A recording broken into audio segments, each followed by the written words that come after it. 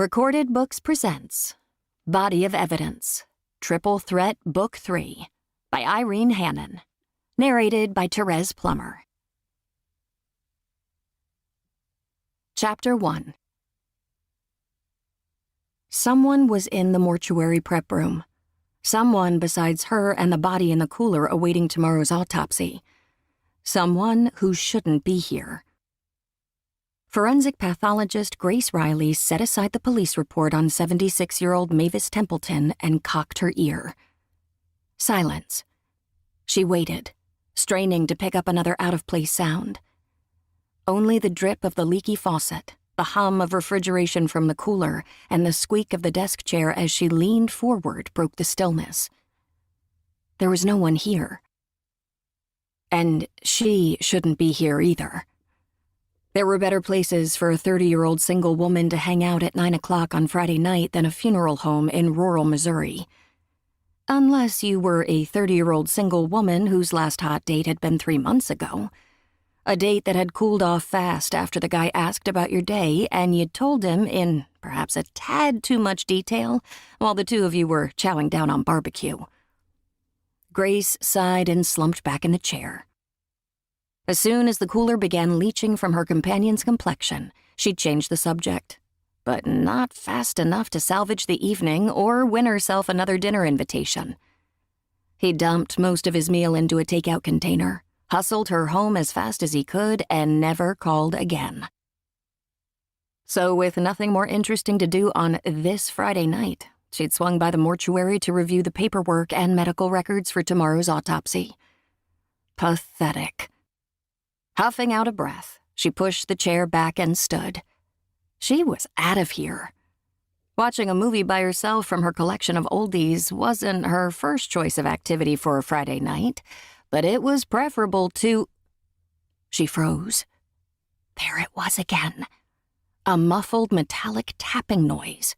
Faint, but discernible. And it was coming from the cooler. A shiver snaked down her spine. The only person in there was Mavis, and she wasn't doing any tapping. Sidling around the desk, she eyed the refrigeration unit. There had to be a logical explanation for the noise. Of course there did. Nevertheless, she opened her purse and pulled out the compact Beretta she'd carried ever since. No, she was not going there. That was then, this was now. And lightning didn't often strike twice. She was overreacting. Even so, she kept her pistol at the ready as she approached the cooler.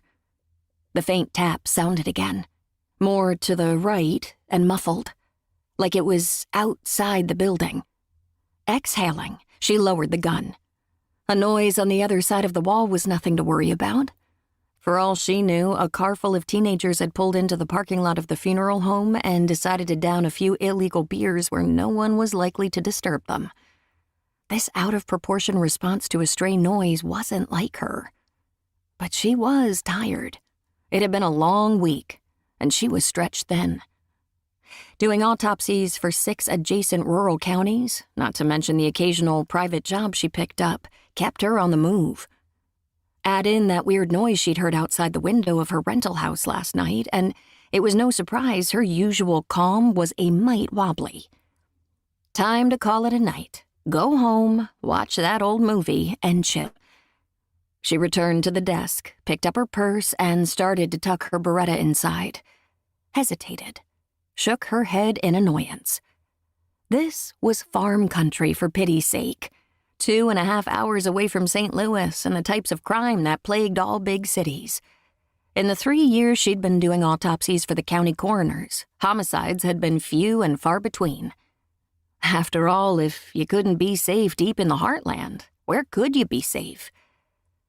Despite that little pep talk, she kept her weapon in hand, where it would stay until she was behind the wheel of her car and locked inside.